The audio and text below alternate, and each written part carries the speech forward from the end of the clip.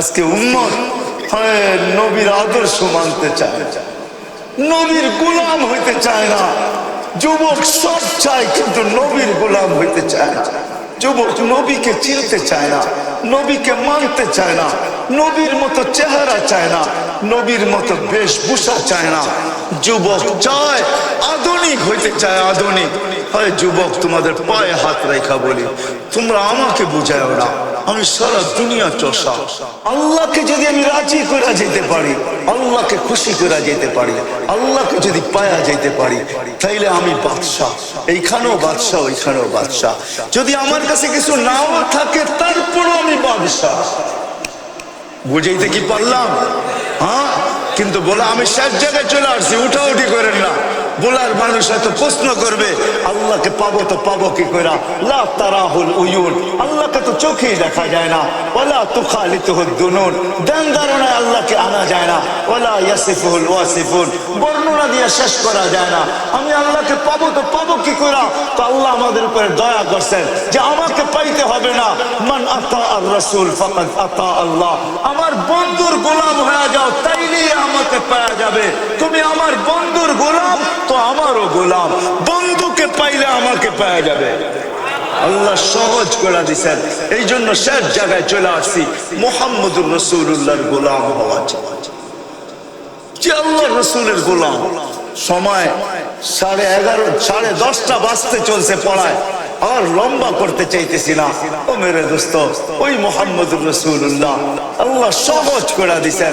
এই জন্য মেরাজ এই জন্যই যে বন্ধুকে ডাইকা নিয়ে বলছেন, বন্ধু আপনার উম্মত প্রশ্ন করবে, আমাকে দেখা যায় না, আমার কথা শোনা যায় না, আমাকে ধ্যান ধারণায় আনা যায় না, আমার বর্ণনা দিয়ে শেষ করা যায় না। বন্ধু আপনি আসেন তো, আপনি সবকিছু দেখা যান, শেষমেশ আমাকেও পাশে বইয়া দেখা যান। তারপরে উম্মতকে আমি বলতেছি, মান আতা আর রাসূল ফাকাদ আতা আল্লাহ। আপনি দেখা যায় শুনান আর বলেন যে আপনার গোলাম হবে, সে আমারও গোলাম। আল্লাহ আসান করছেন, আসান সহজ করছেন। এই জন্য নবীর গোলাম হইতে হবে। আর নবীর গোলামি প্রথমে আমি নিদর্শন দেখায় দিছি। সবচেয়ে বড় নিদর্শন হলো নামাজ। কি কি কি? কুররাতু আইনি বিয়াস সালাহ, নামাজ। এখন যদি বলার চালাক মানুষ, কারণ এই অঞ্চলের মানুষ বড় চালাক। বরিশালের বৃহত্তর বরিশাল তো এটা, ঠিক না? আপনাদের জিলা তো হলো জুমা জুমা 8 দিন, এর আগেও তো বরিশালই ছিল, ঠিক না? কি বলেন, 8 দিন হয় না জুমা জুমা? অল্প কয়েকদিন আগে না বলা হইলো, ঠিক না? এর আগেও কি ছিল? বরিশালই ছিল। বিধায় আমাদের সবার স্বভাব একরকমই। বরিশালের মানুষের স্বভাব আছে, মুই কি কম বুঝি, মরে বুঝেই দিইবে, ঠিক না? কি কন, রাগ হয়ে গেলেন? আমিও কিন্তু বরিশালে পোলা, বুঝেন, কিন্তু আমার অধিকার আছে, আপনাদের বুকে পাড়া দিয়া বলারও অধিকার আছে, কারণ আমার দেশের মানুষ আপনারা। কিয়ামতের দিন আমার গলায় ফান্দা দিবেন যে তুমি দুনিয়া ঘুরে ঘুরে বুঝেছো, আমাদেরকে বুঝাও না, বুঝাও নাই। এই জন্য একটা কিল গাড়া দিয়ে গেলাম আজকে, আবার আসি না না আসি কে জানে, রিজিক আসে না না আসে, উজ্জ্বল তো পুরা হয়ে যাক কমসে কম। আমরা তো বলবো, যদি আপনারা প্রশ্ন করে বসেন যে রসুলও তো নাই, রসুলরে মানবো তো মানবো কি করে, ঠিক না? কি বলেন, আসেন আসেন নাকি? কত বছর আগে চলে গেছেন? 1433 বছর আগে চলে গেছেন। কত? এখন 1443 হিজরি চলতেছে। আল্লাহ রসুল 10 হিজরিতে দুনিয়ার থেকে চলে গেছেন। আপনি বলবেন, সাধারণ মানুষ বলবে যে আল্লাহ রসুল তো নাই, কোত্থেকে ওনাকে মানবো, ওনার গোলাম হব তো হব কি করে? আমি 6 বার বেলালের বাড়ি দেখছি, সৌদি আরবের বাড়ি না, ইথিওপিয়ার বাড়ি, যেখানে বেলাল জন্ম নিছে। আল্লাহ আমাকে 6 বার ওইখানে নিয়ে গেছে, 6 বারই আমি ওইখানে দাঁড়ায় দাঁড়ায় ইচ্ছা ছাড়া কাঁদছি। আমার কান্নার ইচ্ছা ছিল না, কিন্তু যখনই বাড়ি দেখতাম চোখ দিয়ে পানি চলে আসতো, ভিতরে চিৎকার হইতো, হায় বেলাল তুই কোথায়, আমি কোথায়, হায় বেলাল তুমি কোথায়, রাদিয়াল্লাহু তাআলা আনহু, তুমি কোথায়, আমি কোথায়, তুমি কোথায়, দুনিয়া কোথায়? তোমাকে যেখানে দেখি ওইখানে কাউকে দেখি না, তুমি যেখানে ওইখানে কেউ নাই, কেউ নাই, কেউ নাই, কেউ নাই, কেউ নাই, কেউ নাই। ওলামা হয়তো বলতে পারে, আমার উপরে আঙ্গুল উঠাইতে পারে, না না, আমি আবু বকর সিদ্দিক রাদিয়াল্লাহু তাআলা আনহুকে 1 নম্বর মানি, ওমর ফারুক রাদিয়াল্লাহু তাআলা আনহুকে 2 নম্বর মানি, উসমান 3 নম্বর, আলীউল মুরতালা 4 নম্বর আমার ঈমানের অংশ। কিন্তু বেলাল যেখানে ওইখানে কেউ নেই, এটাও মানি। বেলাল যেখানে ওইখানে কেউ নাই। জান্নাতে নবী ভ্রমণ করতেছেন, আগে পদধ্বনি শোনা যাইতেছে। জিবরিলকে জিজ্ঞাসা করছে, মান আমামি আসমা খাসখাস কাদাম লাম আরা, আমার আগে কে? পদধ্বনি শোনা যায়, দেখা তো যায় না, কে? একবারে জবাব দেয় না, মুস্কি হাসি দিছে। আবার জিজ্ঞাসা করছে, মুস্কি হাসি।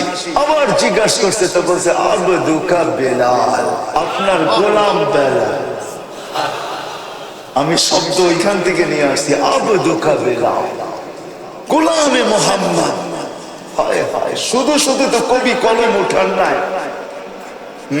क्या वफा तूने मोहम्मद से तो हम तेरे हैं, ये दुनिया क्या चीज है लौह कलम तेरे हैं। अल्लाह तो शुद्ध शुद्ध बोलें, क्या वफा तूने मोहम्मद से तो हम तेरे हैं, ये दुनिया क्या चीज है लौह कलम तेरे हैं। বেলাল গোলাম ছিলেন আল্লাহর রাসূলের। আমি তো এইভাবে বলি, জানি না বলার মানুষ উলামা একরাম মাইনা নিবে কিনা। আমি বলি না না, বেলাল এই কথা বলতেছিল, গোলাম আপনার। ফাঁকি সবাইকে দিয়েছেন। আবু বকরও জানে না, ওমরও জানে না, ওসমানও জানে না, আলীও জানে না, উম্মে হানিও জানে না আপনি কোথায় এখন ভ্রমণ করতেছেন। কোন দুনিয়ার কোন সৃষ্টি জানে না আপনি কোথায় আছেন। আপনি ভাবছেন সবাইকে ফাঁকি দিয়ে একা একা জান্নাত দেখবেন, এটা কখনো সম্ভব না। আমি বেলাল হইতে দিব না, কেননা আমি আপনার গোলাম। আমি হইতে দিব না। আমি কৃতদাস হইতে পারি, কালো হইতে পারি, অনারব হইতে পারি, ইথিওপিয়ার হইতে পারি, গরিব হইতে পারি, তোতলা হইতে পারি, কিন্তু আপনি জান্নাত একা ভ্রমণ করবেন এটা হবে না। আপনি জান্নাত ভ্রমণ করবেন, আমি আগে আগে থাকবো, কেননা আমি তো আপনার গোলাম। মুহাম্মদুর রাসূলুল্লাহর গোলাম হন। রাজি? ওয়াদা? পাক্কা? নামান? কিন্তু আমি প্রশ্ন তুলে দিছি যে নবী তো নাই, এখন গোলাম হব তো হব কি করে? এই জন্য নবী ব্যবস্থাপনা করছেন। নবীজি শুধু একা করেন না, হয় হয় নবীজি তো রহমত, কি বলে, উম্মতের কান্ডারি ছিলেন। শুধু কান্ডারি ছিলেন না, শুধু কান্ডারি ছিলেন না, আল্লাহ যা বুঝাইতে চাইতেছে কোরআনে আজীব জিনিস বুঝাইতে চাইতেছেন। হারিসুম বিল মুমিনিনা রাউফুর রহিম, এমন শব্দ আল্লাহ ব্যবহার করছেন। হারিস, যেই শব্দ হাদিসে আসলে, আরে পীর মাশায়েখ সবার কাছে হারিস শব্দটা বড় দূষণীয়, ঠিক না? কি হারিস অর্থ কি? লোভী, ঠিক না? হারিস হেরস, লোভ, এটা দূষণীয় শব্দ। আল্লাহ বন্ধুকে বলতেছে হারিস। দুনিয়ার জন্য, দুনিয়ার জন্য হারিস। কেউ এটার জন্য, কেউ ওটার জন্য। হাবিব, আপনি তো উম্মতের জন্য হারিস, উন্নতের জন্য। কেমন হারিস, কেমন লোভী, কেমন! হায় হায় হায় হায়, আজকে উম্মত নবীর আদর্শ মানতে চায়, নবীর গোলাম হইতে চায় না। যুবক সব চায়, কিন্তু নবীর গোলাম হইতে চায় না। যুবক নবীকে চিনতে চায় না, নবীকে মানতে চায় না, নবীর মতো চেহারা চায় না, নবীর মতো বেশভূষা চায় না। যুবক চায় আধুনিক হইতে চায়, আধুনিক। হয় যুবক, তোমাদের পায়ে হাত রেখা বলি, তোমরা আমাকে বুঝাও না। আমি সারা দুনিয়া চষা, মানুষ মিডিয়ায় দেখে, আমি চোখে দেখি, চোখ দিয়া দেখি, চোখ দিয়া। আমি তো সর্ব ওয়াজে বলি, আমার ওয়াজের দরকার নাই। যদি পেন ড্রাইভের মতো আমার এখান থেকে বাহির করা যেত, তাহলে পুরা পর্দার ভিতরে আমি এটাকে কি বলে, প্রজেক্টর লাগায় দিতাম, আর পেন ড্রাইভটা ছেড়া দিতাম। আপনারা দেখতেন আমার এখানে কত কান্না লুকাইতো, কত হাসি লুকাইতো। শুধু দেখতেন আর চোখের পানি জড়াইতে থাকতেন। আমি এতটুক বয়সের দুনিয়া দেখা, এইখানে হাজারো কান্না সেভ করা আছে, হাজারো কান্না, হাজারো দুঃখ, হাজারো ব্যথা আমার এখানে সেভ করা আছে। অনেকে জিজ্ঞাসা করে, কালকে একজন বলতেছিল উর্দু কর্মকর্তা, যে হুজুর আপনার ওই ওয়াজটা আমার কানে লাগছে।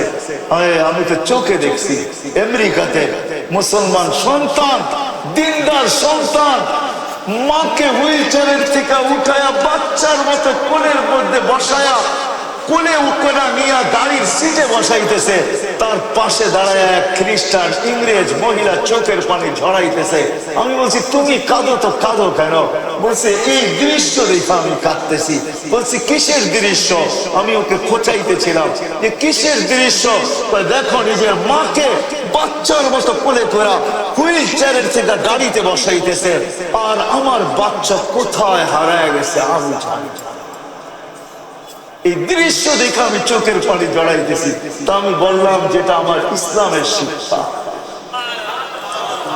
আমার রসুলের শিক্ষা, আমার গডের শিক্ষা, আমার আল্লাহর শিক্ষা, আমার মেসেঞ্জারের শিক্ষা, আল্লাহর মেসেঞ্জারের শিক্ষা, আল্লাহর শিক্ষা, ইসলামের শিক্ষা, যে একদিন ওকে ওর মা এরকম পালছে, আজকে মা বুড়া হয়ে গেছে, ও মাকে বাচ্চার মতো পালছে। বলছে হ্যাঁ তোর ইসলামের শিক্ষা, জানি না তার দিলে কতটুকু রেখা পাতা। মেরে আজিজো, আল্লাহর রসুল উম্মতের জন্য রউফুর রহিম, দয়ালু নবী। আজকে আমরা উম্মতের রসুলের গোলাম হইতে চাই না, যে রসুলের চোখের পানি কোনোদিন আমাদের জন্য থামে না, থামবেও না। যদি বুঝেন তাহলে একটা বলি, অদ্দোহা যখন নাজেল হয় ওলামারা জানে ওহি যখন নাজেল হয় তো কষ্ট কি হইতে থাকতো আল্লাহ রসুলের। বুখারীতে আছে সবচেয়ে বেশি কষ্ট হইতো সাউতাল জারাস, যখন ঘন্টির মতো আওয়াজ হইতো ওহি, তখন আল্লাহ রসুলের সবচেয়ে বেশি কষ্ট হতো। সিলসিলাতুল জারাস লেখা আছে ওটার ভিতরে, সিলসিলাতুল জারাস, ঘন্টির মতো যখন আওয়াজ বাজতে থাকতো আল্লাহ রসুলের এত কষ্ট হতো, কাদা রু আইয়া খরচ, রু বাহির হওয়ার উপক্রম হয়ে যেত, উঠ বসা পড়তো, গর্দান লম্ব করে দিত, আল্লাহ রসুল খামাইতে থাকতেন। কিন্তু জিবরিল যখন পড়ছে এই জায়গায়, যখন সূরা ওয়াদ্দোহা শুনাইতে শুনাইতে যখন এই জায়গায় পড়ছে, সাউফা ইউতিকা রাব্বুকা ফাতারদা, আল্লাহ আপনাকে রাজি করেই ছাড়বে, আল্লাহ রসুল ওই কষ্টের ভিতর থেকে চিৎকার দিয়ে উঠছে, জিবরিল থামো থামো থামো। বলছে কেন? বলে আল্লাহ বলতেছে আমাকে রাজি করে ছাড়বে, বিদা আমি এই মুহূর্তে আল্লাহর কাছে কিছু চাইতে চাই। বলছে সেটা কি? তোমাকে সাক্ষী রেখা চাইতে চাই। বলে সেটা কি চাবেন আপনি? তো হাত উঠায়া বলতেছে জিবরিল তুমি সাক্ষী, লান আরদা, লান আল্লাহি লান আরদা, আল্লাহি লান আরদা, আল্লাহি লান আরদা, আল্লাহর কসম আমি কখনো আল্লাহর উপর রাজি হব না, হাত্তা ইয়াকুনা ওয়াহিদ মিন উম্মতি ফিন নার, আমার একজন উম্মত জাহান্নামে থাকা পর্যন্ত আমি আল্লাহর উপর রাজি হব না, না না না না, তুমি সাক্ষী। আগের গুলা বললাম না, ওই নবীর গোলাম হতে হবে। কিন্তু যদি বলার চালাক মানুষগুলা যদি প্রশ্ন তুলে দেয় নবী তো নাই, এই জন্য আল্লাহ ব্যবস্থা করছেন, নবীজিও ব্যবস্থা করছেন, কিয়ামত পর্যন্ত উত্তরসূরি রেখা গেছেন। আল্লাহ বলতেছেন আওরাসনাল কিতাবাল্লাযী নাসতাফাইনা মিন ইবাদিনা, আমি কিছু লোককে নির্বাচিত করছি। কেন নির্বাচিত করলেন? যে আমার নবীর আদর্শ কিয়ামত পর্যন্ত,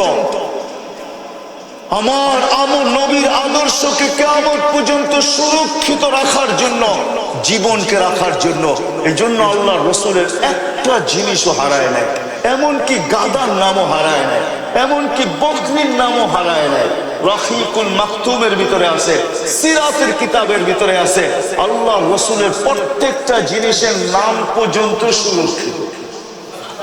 আল্লাহ রসুলের একটা গাদা ছিলেন, লম্বা হয়ে যেতেছে না তো, আল্লাহ রসুলের একটা গাদা ছিল ইয়াফুর, কি ইয়াফুর, খায়বরের যুদ্ধে পাইছিলেন, পান নাই, গাদা ছুটে আসে আল্লাহ রসুলের সাথে আরবিতে কথা বলছে, ইয়া রাসূলুল্লাহ।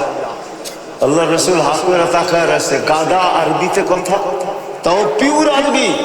ইয়া রাসূলুল্লাহ, আমার পিঠে, আমার পূর্বপুরুষের পিঠে কোনো নবী ছাড়া কেউ বসে নাই, আমি আপনার খেদমতে থাকতে চাই। সাহাবায়ে কেরাম হাত করে রয়েছে, এটা আবার কি বলে গাদা পিওর আরবি ভাষায়? সবাই বলছে ইয়া রাসূলুল্লাহ দাবি ছেড়ে দিলাম, আপনার কাছে নিয়ে নেন। আল্লাহ রাসূল তাকে দূত হিসাবে ব্যবহার করতেন, দূত হিসাবে। সব সাহাবাদের বাড়ি চিনতেন, সাহাবাদেরকে চিনতেন। আল্লাহর রাসূল নাম বলতে দেরি, দৌড়ে যায় ডাইকা আনতে দেরি করতো না। ওমর রাদিয়াল্লাহু তাআলা আনহু বলেন, একদিন আমি দেখলাম আমার দরজায় জোরে জানি কে আঘাত করলো, খুইলা দেখি হযরত ইয়াফুর দাঁড়ায় আছে।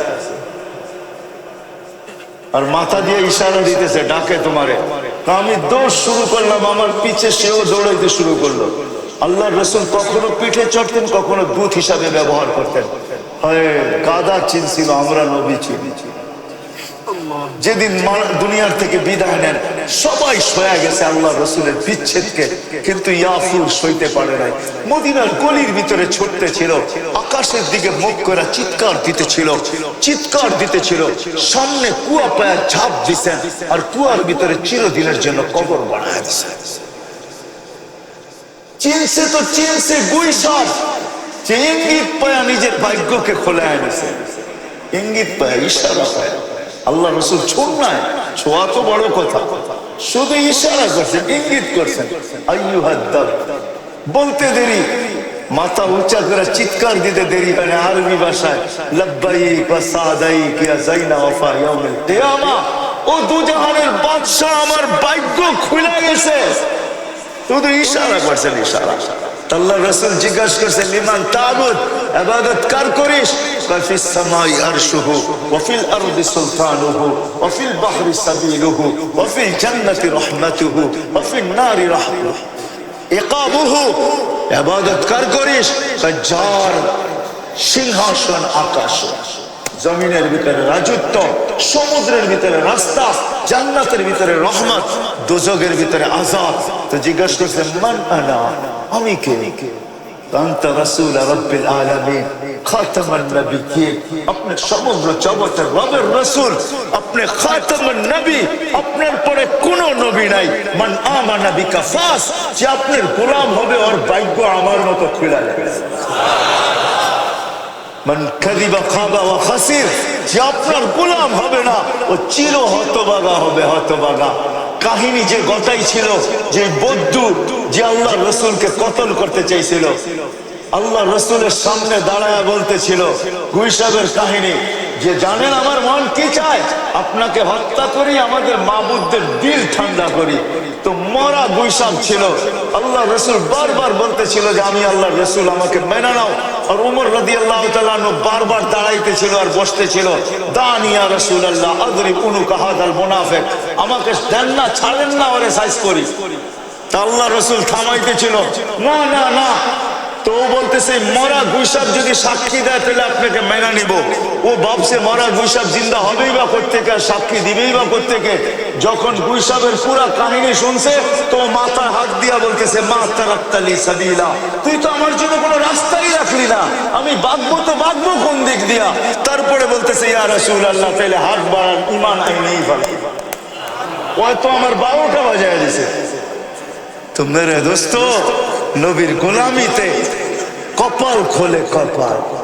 এই জন্য আল্লাহ জানেন কিয়ামতের সকাল পর্যন্ত কপাল খুলতে হবে, নবীর গোলামি ছাড়া আল্লাহ পাওয়া যাবে না। এই জন্য আল্লাহ কিছু লোককে নির্বাচিত করছেন। ও রাস্তাল কিতাব আল্লাযী নাস্তাফাইনা মিন ইবাদিনা, যাদেরকে আল্লাহ উত্তরসূরি বানাইছেন, নবীর উত্তরসূরি, কিতাবের উত্তরসূরি, যাদেরকে কিয়ামতের সকাল পর্যন্ত দায়িত্ব দিয়েছেন। আমি এক হাস্যকর ব্যাপার আপনাদেরকে শোনাই, মনে উঠল বিদায়। আমি এক দেশে গেছি এইখান থেকে, যেটার নাম হলো পাপুয়া গিনি। অস্ট্রেলিয়ার একটা অংশ, ইন্দোনেশিয়ার শেষ মাথা পাপুয়া গিনি। এর অর্ধেক ইন্দোনেশিয়ার ভিতরে, অর্ধেক আলাদা স্বাধীন দেশ। জয়াপুরা, ওইটা আসলে এটার নাম হলো উরিয়ান জায়া। ওইখান উরিয়ান মানে হলো ল্যাংটা, জায়া মানে হলো জাগা। ওইখানের মানুষ মারপেটের থেকে যেরকম আসে ওরকম পোশাকেই কবরে যায়। জাগার নাম ওই উরিয়ান জায়া। আপনি দেখেন, মোবাইলে সার্চ দেন, উরিয়ান জায়া লেখা। উরিয়ান মানে হলো যদি ল্যাংটা গো জাগা। আমার সফর ওইখানে ছিল, আমার কামরা একটা ছেলে ঢুকছে, দুইকা সালাম দিছে, বাংলায় জিজ্ঞাসা করতেছে কেমন আছেন। তা আমি জবাব দেওয়ার আগে ওকে মাথার থেকে পাও পর্যন্ত দেখছি। তা আমি বললাম, তুমি বাংলা শিখলা তো শিখলা কোত্থেকে, তুমি তো বাঙালি মনে হয় না। না, তুমিও উরিয়ান জায়ার লোক, তোমার নাক কয়, চেহারা কয়, খালি পোশাকটা পুরাপুরি ছিল আর কি, নাইলে ওইটা না থাকলে তো 100%ই বোঝা যেত, ঠিক না? তো বলে যে আমি বাংলাদেশ থেকে শিখছি, আমি পটিয়ার থেকে ফারেক হয়েছি। কোথেকে? তো এইখানে কি করস? আমি মাদ্রাসা করছি এখানে। কত, কয় বৎসর? 4 বৎসর। ছাত্র কত? 5,500। তারপরে বলতেছিল মাত্র কত, কি মাত্র। আমি বললাম যে শোন, 4 বৎসরে 5,500, তুই বলিস মাত্র, তাহলে কত হলে তুই খুশি হয়েছিস? আমাকে আল্লাহ দুনিয়ার কোণায়ও নিয়ে গেছে। আলহামদুলিল্লাহ, যেটা আপনাদেরকে বুঝাইতেছিলাম, আল্লাহ উত্তরসূরি হিসাবে নবীর গোলাম ছাড়া আল্লাহকে পাওয়া যাবে। আল্লাহকে না পাইলে আখিরাত গুছানো হবে না। আর গোলামি প্রশ্ন আমি নিয়ে আসছি, জবাব আমি দিতেছি। ওই গোলামি পাওয়ার জন্য কিয়ামতের সকাল পর্যন্ত আল্লাহ উত্তরসূরিকে নির্বাচিত করছেন, আল্লাহ রসুল করছেন। আল উলামা ওয়ারাসাতুল আম্বিয়া। আজকে এই বৃহত্তর বোলার ওলামাদের মেলা এটা আজকে। এছাড়াও শুনলাম আলহামদুলিল্লাহ এক একটা থানার ভিতরে 2,500 3,000 করে ওলামায়ে কেরাম। আপনাদের মুরব্বী বলতেছিল যে ভোলা পুরা ওলামাদের একটা জিলা, ওই হলো ভোলা। ওলামাই ওলামাই আল্লাহ ওলামা দিছেন নবীর গোলামি এদের কাছ থেকে শিখার জন্য সহজ করছেন। আমি দুনিয়া ঘুরা বলতেছি, বাংলার জমিনের মতো জমিন নাই। এরকম সুযোগ আল্লাহ দুনিয়ার কোন জমিনকে দেখ নাই। মক্কা মদিনা ভিন্ন, ওটা নিয়ে তুলনা হয় না, ওটা নিয়ে আলোচনাও হয় না। কিন্তু বাংলাদেশের জমিনের মানুষকে আল্লাহ এত সুযোগ দিচ্ছেন, দুনিয়ার কাউকে সুযোগ দেন নাই। এক বোলার ভিতরে 50,000-এর উপরে ওলামা পাওয়া যায়। তুলামা ওলামা মিলা, মনে হয় আমি অল্প বললাম, তাই না? কি বললেন? অল্প বলে ফেলছি, ঠিক না? কি এর চেয়ে বেশি হবে না? অবশ্যই বেশি হবে।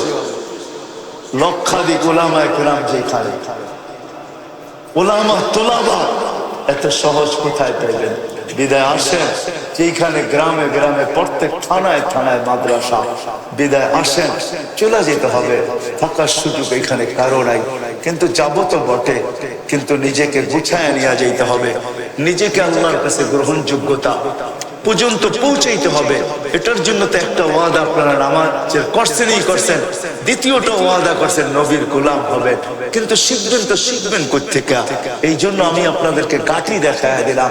হযরত উলামায়ে কেরামের কাছে আসেন, এদের পিছে পিছে চলেন, এদের আগে চলতে চেষ্টা করেন না, এদের সঙ্গে চলেন, এদের পিছে চলেন, এদেরকে সাথে নিয়ে চলেন, এদের দুয়ারে আসেন, এদের সাথে সম্পর্ক জোড়েন, মাদ্রাসায় আসেন, এদের সাথে সম্পর্ক জোড়েন, নবীর সুন্নাত জিন্দেগি এদের কাছ থেকে শিখেন। একটা সুন্নত যদি আপনি গ্রহণযোগ্যতা পর্যন্ত পৌঁছাইতে পারেন, আমি আপনাকে কসম খায়া গ্যারান্টি দিতে পারি, একটা সুন্নত যদি পৌঁছাইতে পারেন গ্রহণযোগ্যতা পর্যন্ত, মুহাম্মদুর রাসূলুল্লাহ চেহারার লাজ রাইখা এক সুন্নতের কারণে আপনাকে পার করে দেবেন। আমাদের নবীজির সাথে আল্লাহর ওয়াদা আছে, আল্লাহ পার করায়া দিবে। শুনেন শেষ কথা, যদি তা না হইতো কোন উম্মতের কলেমা দুযোগের ভিতরে কাজে দিবে না, কিন্তু এই উম্মতের কলেমা দুযোগেও কাজে দিবে। দুযোগও শুধু নবীজির সুবাদে। এই উম্মত জাহান্নামে যাবে, কিন্তু হাতকড়ি থাকবে না, পায়ে বেড়ি থাকবে না, গলায় শিকল থাকবে না। এই উম্মত দুযোগে যাবে, চেহারা কালো হবে না। মালিক জিজ্ঞাসা করবে, চেহারা কালো না, হাতকড়ি নাই, বেড়ি নাই, শিকল নাই, এটা কই থেকে ধরে নিয়ে আসছিস তোরা? ফেরেশতাদেরকে জিজ্ঞাসা করবে, ফেরেশতারা বলবে আমাদের হাতে দিয়া দিছে, নিয়ে আসছি। তো জবাব ফেরেশতা দিবে না, আল্লাহ দিবে। আল্লাহ বলবে আমার বন্ধুর উম্মত, মালিক খবরদার। বলবে আমরা হাতকড়ি নাই কেন? আল্লাহ জবাব দিবে, যে হাত উঁচুতে ব্যবহার হয় ওই হাতে হাতকড়ি লাগে না। চাই জীবনে একবার হোক ওই হাতে হাতকড়ি লাগবে না।